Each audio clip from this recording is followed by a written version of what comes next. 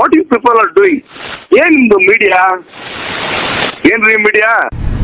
ನಮ್ಮ ಕರ್ನಾಟಕದಲ್ಲಿ ಕನ್ನಡದ ಟಿವಿ ಚಾನೆಲ್ಗಳು ಎಂಟರ್ಟೈನ್ಮೆಂಟ್ ಚಾನೆಲ್ಗಳೇನಿತ್ತು ಆಗಬೇಕು, ರಾಜ್ಯ ಆಳಬೇಕು.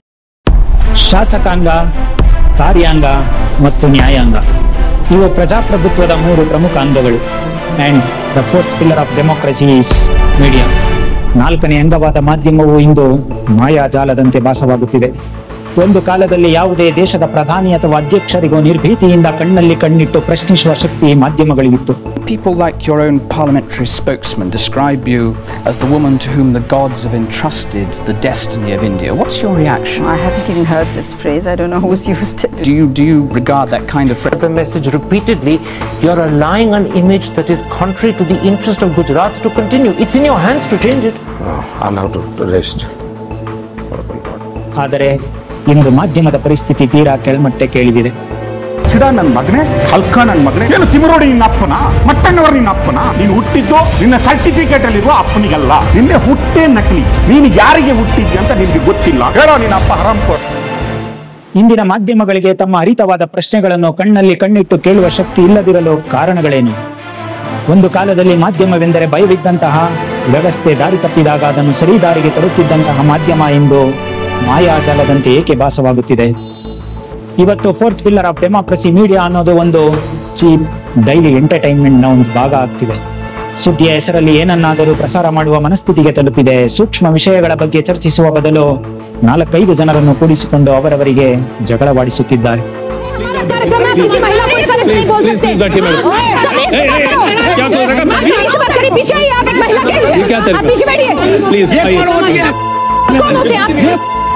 आप अपनी तहजीब रखिए।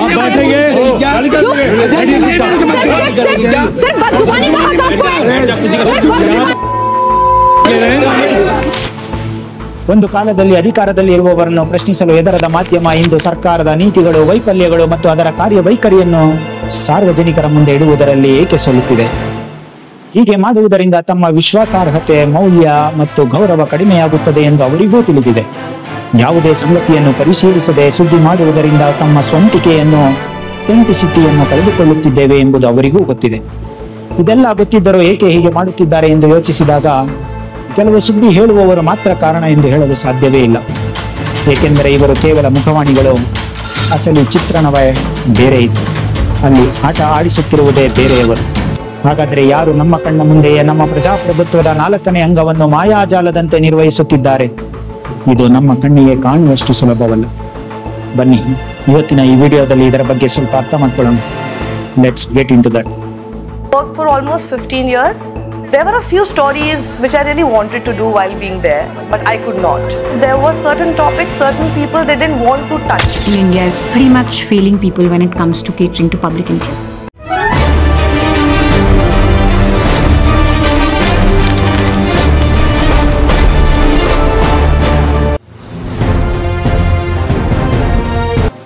ಪ್ರಜಾಪ್ರಭುತ್ವ, ಅಲ್ಟಿಮೇಟ್ ಪವರ್. ಪ್ರಜೆಗಳಿಂದ, ಪ್ರಜೆಗಳಿಗಾಗಿ, ಪ್ರಜೆಗಳಿಗೋಸ್ಕರ. ಯಾವುದೇ ದೇಶ ಮುಂದುವರಿಯಬೇಕಾದರೆ ಅಲ್ಲಿನ ಬೇರುಗಳು ಗಟ್ಟಿಯಾಗಿರಬೇಕು.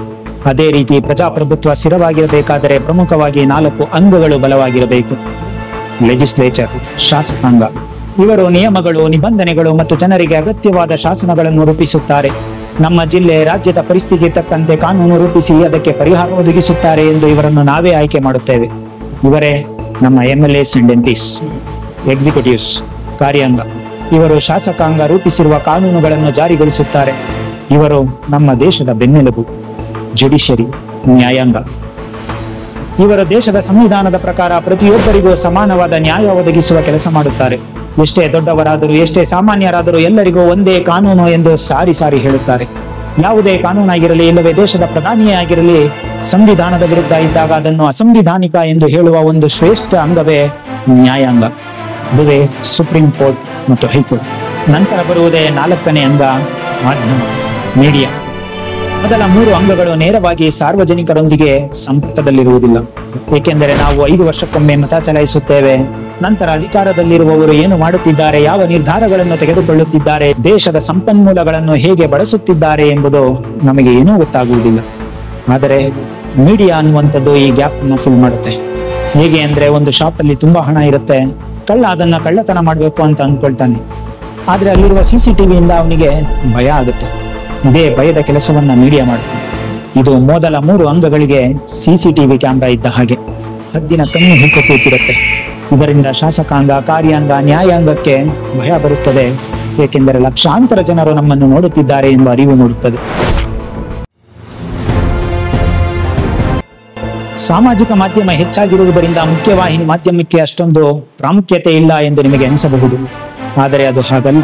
ಮೇನ್ ಸ್ಟ್ರೀಮ್ ಮೀಡಿಯಾ ಇಂದಿಗೂ ಬಹಳ ಮುಖ್ಯ.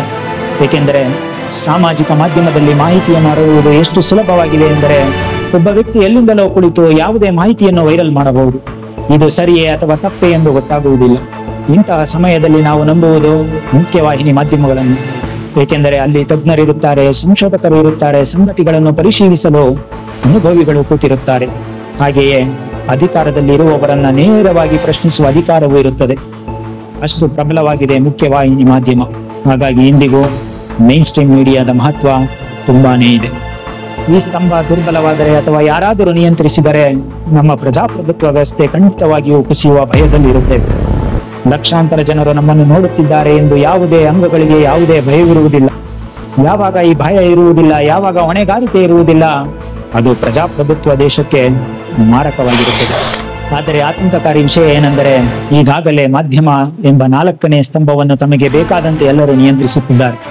ಕೆಲವರು ಈಗಾಗಲೇ ಮಾರಾಟವಾಗಿದ್ದಾರೆ, ಇನ್ನು ಕೆಲವರು ಆಗುವ ಹಂತದಲ್ಲಿದ್ದಾರೆ.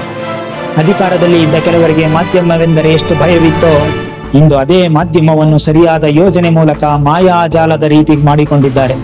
Fact checking, critical questioning, policy checks, ಅಧಿಕಾರದಲ್ಲಿರುವವರಿಗೆ ಹೊಣೆಗಾರಿಕೆ, ಇದೆಲ್ಲವೂ ಮಾಧ್ಯಮದಿಂದ ದೂರವಾಗುತ್ತಿದೆ. ಒಂದು ಕಾಲದಲ್ಲಿ ನಮಗೆ ಸುದ್ದಿ ಎಂದರೆ ಅದು ದೂರದರ್ಶನ. ನಮ್ಮೆಲ್ಲರ ಕೆಲಸ ಬಿಟ್ಟು ಟಿವಿ ಅಥವಾ ರೇಡಿಯೋ ಆನ್ ಮಾಡಿ ಏನಾದರೂ ಹೊಸ ಸುದ್ದಿ ಇದೆಯೇ ಎಂದು ಅದರ ಮುಂದೆ ಕುಳಿತಿರುತ್ತಿದ್ದೆವು. ಆದರೆ ಇಂದು ಪರಿಸ್ಥಿತಿ ಬಹಳ ಬದಲಾಗಿದೆ. ಒಂದೇ ಸುದ್ದಿಯನ್ನು ನಮಗೆ ತಲುಪಿಸಲು ಭಾರತದಲ್ಲಿ 400ಕ್ಕೂ ಹೆಚ್ಚು ಸುದ್ದಿವಾಹಿನಿಗಳಿವೆ. ಸಾವಿರಾರು ಸುದ್ದಿವಾಹಿನಿಗಳ ವೆಬ್ಸೈಟ್ಗಳು ಕೂಡ ಇವೆ. ಇಲ್ಲಿ ಮತ್ತೆ ಪ್ರಶ್ನೆ ಬರೋದು, ಯಾವ ಸುದ್ದಿವಾಹಿನಿ ಅಥವಾ ಯಾವ ವೆಬ್ಸೈಟ್ ಅನ್ನು ಲೇಟೆಸ್ಟ್ ಸುದ್ದಿಯನ್ನು ನೋಡುವುದಕ್ಕೆ ಬಳಸುವುದು ಎಂದು. ಏಕೆಂದರೆ ಇಂದು ಬಹುತೇಕ ಎಲ್ಲಾ ಸುದ್ದಿವಾಹಿನಿಗಳು ಖಾಸಗಿ ಒಡೆತನದಲ್ಲಿ ಕಾರ್ಯನಿರ್ವಹಿಸುತ್ತದೆ. ಅಂದರೆ ಎಲ್ಲವೂ ವ್ಯಾಪಾರ ಸಂಸ್ಥೆಗಳು. ಹಾಗಾಗಿ ಇವರಿಗೆ ಮುಖ್ಯವಾದುದು ಲಾಭ ಮತ್ತು ಆದಾಯ. ಇದನ್ನು ಗಳಿಸಲು ಅವರಿಗೆ ಇರುವ ದಾರಿಯೇ ಅಟೆನ್ಷನ್ ಬ್ರ್ಯಾಂಡಿಂಗ್. ಎಷ್ಟು ಜನರನ್ನು ತಲುಪುತ್ತೀವೋ ಅಷ್ಟು ಜನಪ್ರಿಯತೆ, ಉನ್ನತ ಶ್ರೇಣಿ ಸಿಗುತ್ತದೆ. ಹಾಗೆಯೇ ಹೆಚ್ಚು ಜಾಹೀರಾತುಗಳು ಪ್ರಸಾರವಾಗುತ್ತವೆ ಮತ್ತು ಹೆಚ್ಚಿನ ಆದಾಯವೂ ಬರುತ್ತದೆ. ಹೀಗಾಗಿ ಇಲ್ಲಿ ಅವರಿಗೆ ಒಂದು ಸವಾಲಿರುತ್ತದೆ, ನಾವು ಹೇಗೆ ಹೆಚ್ಚು ಜನರ ಗಮನವನ್ನು ಸೆಳೆಯಬೇಕು ಎಂದು. ಇಲ್ಲಿ ಸ್ಪರ್ಧೆ ಶುರುವಾಗುತ್ತದೆ. ಎಷ್ಟು ಗಂಟೆಗಳ ಕಾಲ ಒಬ್ಬ ವ್ಯಕ್ತಿಯನ್ನು ಒಂದು ವಾಹಿನಿಯಲ್ಲಿ ಹಿಡಿದಿಟ್ಟುಕೊಳ್ಳಬೇಕು ಎಂಬುದರಿಂದ ಹಿಡಿದು ಎಲ್ಲ ಆಲ್ಗರಿದಮ್ ಕೂಡ ಹೆಚ್ಚಾಗಬೇಕು. ಇದು ಅಷ್ಟು ಸುಲಭದ ಮಾತಲ್ಲ. ಅವರು ಬಂದು ಸುದ್ದಿ ಹೇಳಿ ಹೋದರು ಎಂದು ಮಾಡುವುದಕ್ಕೆ ಆಗುವುದೇ ಇಲ್ಲ. ಅದೇ ಸುದ್ದಿಗೆ ಸ್ವಲ್ಪ ಮಸಾಲೆ ಹಾಕಿ ಹೆಚ್ಚುವರಿ ನಾಟಕ ಸೇರಿಸಿ ಜನರ ಮನಸ್ಸಿನಲ್ಲಿ ಭಯ, ಕೋಪ ಬರುವ ಹಾಗೆ ಮಾಡಬೇಕು. ಜನರ ಭಾವನೆಗಳನ್ನು ಉತ್ತುಂಗಕ್ಕೆ ಕೊಂಡೊಯ್ಯಬೇಕು. ಏಕೆಂದರೆ ಸುದ್ದಿ ಕೇವಲ ಸುದ್ದಿಯಾಗಿರಬಾರದು, ಅದು ಬೇರೆಯದೇ ಆಯಾಮ ಪಡೆಯಬೇಕು. ಹೀಗೆ ಒಂದು ಸುದ್ದಿಯನ್ನು ನಾಟಕೀಯಗೊಳಿಸುವುದರಿಂದ ಹೆಚ್ಚು ಜನರು ಆ ವಾಹಿನಿಯನ್ನು ನೋಡುತ್ತಾರೆ. ಹಾಗೆಯೇ ಬೇರೆ ಬೇರೆ ವಾಹಿನಿಗಳವರು ಅದೇ ಓಟಕ್ಕೆ ಸಿದ್ಧರಾಗುತ್ತಾರೆ. ಏಕೆಂದರೆ ವಾಹಿನಿಯನ್ನು ನಡೆಸಲು ಅವರಿಗೂ ಆದಾಯ ಬೇಕಲ್ಲವೇ. ಹಾಗಾಗಿ ಬೇರೆ ಬೇರೆ ಸುದ್ದಿ ವಾಹಿನಿಗಳು ಕೂಡ ಸರಳವಾಗಿರೋ ವಿಷಯವನ್ನು ತುಂಬಾನೇ ನಾಟಕೀಯವಾಗಿ ಹೇಳಲು ಪ್ರಾರಂಭಿಸುತ್ತದೆ. ಇಂತಹ ಸ್ಪರ್ಧೆಯಿಂದ ಇಂದು ಸುದ್ದಿ ವಾಹಿನಿಗಳು ತಮ್ಮ ವಿಶ್ವಾಸಾರ್ಹತೆಯನ್ನು ಕಳೆದುಕೊಳ್ಳುತ್ತಿವೆ.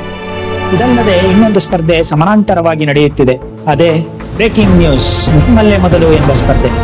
ಏಕೆಂದರೆ ನಾವು ನೋಡುತ್ತಿರುವ ವಾಹಿನಿಯನ್ನು ಬಿಟ್ಟು ಇನ್ನೊಂದು ವಾಹಿನಿಯನ್ಗೆ ಬದಲಾಯಿಸಿದಾಗ ಅದರಲ್ಲಿ ಬೇರೆ ಯಾವುದಾದರೂ ಹೊಸ ಮಾಹಿತಿ ಬರುತ್ತಿದ್ದರೆ ನಾವೇನ್ ಮಾಡ್ತೇವೆ, ಅದೇ ವಾಹಿನಿಯನ್ನು ನೋಡಲು ಪ್ರಾರಂಭಿಸುತ್ತೇವೆ. ಅಲ್ಲಿನ ನಿರೂಪಕರು ಕೂಡ ಅದನ್ನೇ ಒತ್ತಿ ಒತ್ತಿ ಹೇಳುತ್ತಾರೆ. ಹೀಗೆ ನಾವೇ ಮೊದಲು, ನಮ್ಮಲ್ಲೇ ಮೊದಲು ಎಂದು ಸುದ್ದಿ ಮಾಡುವುದರಿಂದ ಏನಾಗುತ್ತಿದೆ ಗೊತ್ತಾ? ಫ್ಯಾಕ್ಟ್ ಚೆಕಿಂಗ್ ಎಂಬ ನಿರ್ಣಾಯಕ ಅಂಶವನ್ನು ಕೂಡ ನಿರ್ಲಕ್ಷಿಸಲಾಗುತ್ತಿದೆ.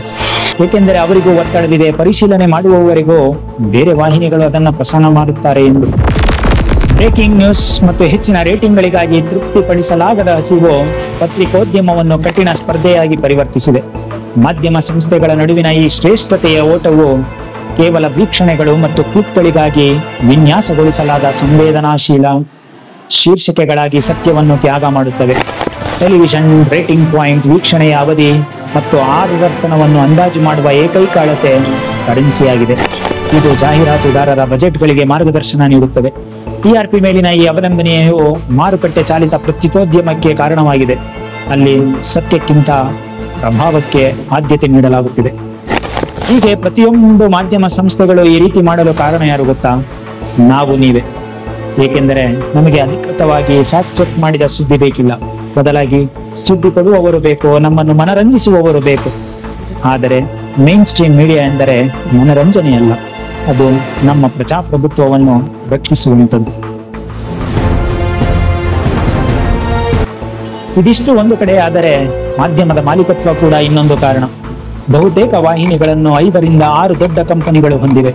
ಹಾಗೆಯೇ ಈ ಕಂಪನಿಗಳು ಬೇರೆ ಬೇರೆ ವ್ಯವಹಾರಗಳನ್ನು ಕೂಡ ನಡೆಸುತ್ತವೆ. ಹಾಗಾಗಿ ಆಡಳಿತ ಪಕ್ಷದೊಂದಿಗೆ ಉತ್ತಮ ಸಂಬಂಧ ಇಟ್ಟುಕೊಳ್ಳಲು ಪ್ರಯತ್ನಿಸುತ್ತವೆ. ಇದು ಸರ್ಕಾರಕ್ಕೂ ಒಳ್ಳೆಯದು, ಏಕೆಂದರೆ ಇಂತಹ ಕಂಪನಿಗಳು ನಡೆಸುವ ಮಾಧ್ಯಮ ಸಂಸ್ಥೆಗಳು ಸರ್ಕಾರವನ್ನು ಪ್ರಶ್ನಿಸುವುದೇ ಇಲ್ಲ. ಇದರಿಂದ ಕಂಪನಿಗಳಿಗೂ ಹೆಚ್ಚು ಕಾನೂನು ಸಮಸ್ಯೆಗಳನ್ನು ಎದುರಿಸುವುದು ತಪ್ಪುತ್ತದೆ. ಆದರೆ ಸರಿಯಾಗಿ ಕೆಲಸ ಮಾಡುವ ಮಾಧ್ಯಮಗಳಿಗೆ ತುಂಬಾ ಪರಿಣಾಮ ಬೀರುತ್ತಿದೆ. ಪ್ರಶ್ನೆ ಮಾಡುವವರನ್ನು ವೈಯಕ್ತಿಕವಾಗಿ ಆಕ್ರಮಣ ಮಾಡಲಾಗುತ್ತದೆ, ಆನ್ಲೈನ್ ಕಿರುಕುಳ ನೀಡಲಾಗುತ್ತದೆ, ಅಜೆಂಡಾ ಚಾಲಿತ ಎಂದು ಹಣ ಕಟ್ಟಿ ಅವರನ್ನು ನಿಂದಿಸಲಾಗುತ್ತದೆ. ಅವರು ಮತ್ತೆ ಪ್ರಶ್ನೆ ಕೇಳದ ಹಾಗೆ. ಹೀಗೆ ಇಂದು ಮಾಧ್ಯಮಗಳು ರಾಜಕಾರಣಿಗಳನ್ನು ವೈಭವೀಕರಿಸಲು ಪ್ರಾರಂಭಿಸಿವೆ. ಇದರಿಂದ ಸುದ್ದಿ ಎನ್ನುವುದು ಕೇವಲ ಮನರಂಜನೆಯಾಗಿದೆ. ಮಾಧ್ಯಮವು ಸಾರ್ವಜನಿಕ ವೇದಿಕೆಯಿಂದ ರಾಜಕೀಯ ಯುದ್ಧ ಭೂಮಿಯಾಗಿ ಪರಿವರ್ತನೆಯಾಗಿದೆ.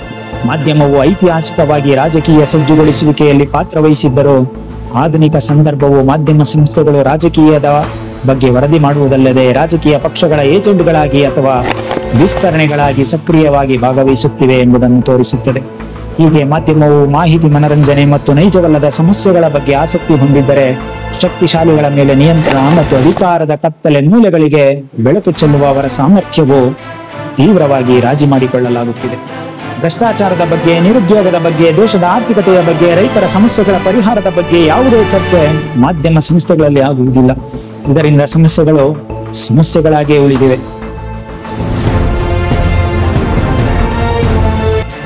ಸ್ವತಂತ್ರ ನಿಯಂತ್ರಣವನ್ನು ಬಲಪಡಿಸುವುದು. ಸ್ವತಂತ್ರ ನಿಯಂತ್ರಣವನ್ನು ಮೀರಿ ಎಲ್ಲಾ ಮಾಧ್ಯಮ ಸಂಸ್ಥೆಗಳು ಒಳಗೊಂಡಿರುವ ಹೆಚ್ಚು ದೃಢವಾದ ಮತ್ತು ಸ್ವತಂತ್ರ ಮೇಲ್ವಿಚಾರಣಾ ಸಂಸ್ಥೆಯನ್ನು ಸ್ಥಾಪಿಸುವುದು. ಸಂವೇದನಾಶೀಲತೆ ಮತ್ತು ತಪ್ಪು ಮಾಹಿತಿಯಿಂದ ವಿಶ್ವಾಸಾರ್ಹ ಮಾಹಿತಿಯನ್ನು ಗುರುತಿಸಲು ಸಾರ್ವಜನಿಕರಿಗೆ ವಿಮರ್ಶಾತ್ಮಕ ಚಿಂತನಾ ಕೌಶಲ್ಯವನ್ನು ಒದಗಿಸುವುದು. ಸಾರ್ವಜನಿಕ ಸೇವಾ ಪತ್ರಿಕೋದ್ಯಮವನ್ನು ಪುನರ್ಜೀವನಗೊಳಿಸುವುದು. ಲಾಭ ಮತ್ತು ರಾಜಕೀಯ ಕಾರ್ಯಸೂಚಿಗಳಿಗಿಂತ ಸಾರ್ವಜನಿಕ ಹಿತಾಸಕ್ತಿಗೆ ಆದ್ಯತೆ ನೀಡುವ ಮಾಧ್ಯಮ ಮಾದರಿಗಳನ್ನು ಪ್ರೋತ್ಸಾಹಿಸುವುದು ಮತ್ತು ಬೆಂಬಲಿಸುವುದು. ಸುದ್ದಿ ಕೊಠಡಿಗಳಲ್ಲಿ ನೈತಿಕ ತರಬೇತಿ, ಸಂಗತಿ ಪರಿಶೀಲನೆ ಮತ್ತು ಹೊಣೆಗಾರಿಕೆಯನ್ನು ಪುನರುತ್ತರಿಸುವುದು. ಗುಣಮಟ್ಟದ ವಿಷಯವನ್ನು ಪ್ರೋತ್ಸಾಹಿಸುವ ನ್ಯಾಯಯುತ ಮತ್ತು ನಿಖರ ಅಳತೆಯನ್ನು ಖಚಿತಪಡಿಸಿಕೊಳ್ಳಲು ERP ವ್ಯವಸ್ಥೆಗೆ ಪ್ರಾಸ್ತಾವಿಕ ಸುಧಾರಣೆಯನ್ನು ಜಾರಿಗೊಳಿಸುವುದು. ಮಾಧ್ಯಮವಿಲ್ಲದ ಪ್ರಜಾಪ್ರಭುತ್ವ ಅಂದರೆ ಕಣ್ಣು ಇಲ್ಲದ ಶರೀರವಂತಿದೆ. ಆದರೆ ಕಣ್ಣು ಮಾಯಾಜಾಲದಂತೆ ಮುಚ್ಚಿದ್ರೆ ಅದು ಅಂಧತ್ವಕ್ಕಿಂತ ಮತ್ತಷ್ಟು ಭಯಾನಕ. ನಾವು ನೋಡುವುದಕ್ಕೂ ಕೇಳುವುದಕ್ಕೂ ಹೆಚ್ಚು ಯೋಚಿಸಲು ಆರಂಭಿಸೋಣ. ಸ್ವತಂತ್ರ ಮಾಧ್ಯಮದ ಮಹತ್ವವನ್ನು ಅರಿಯೋಣ.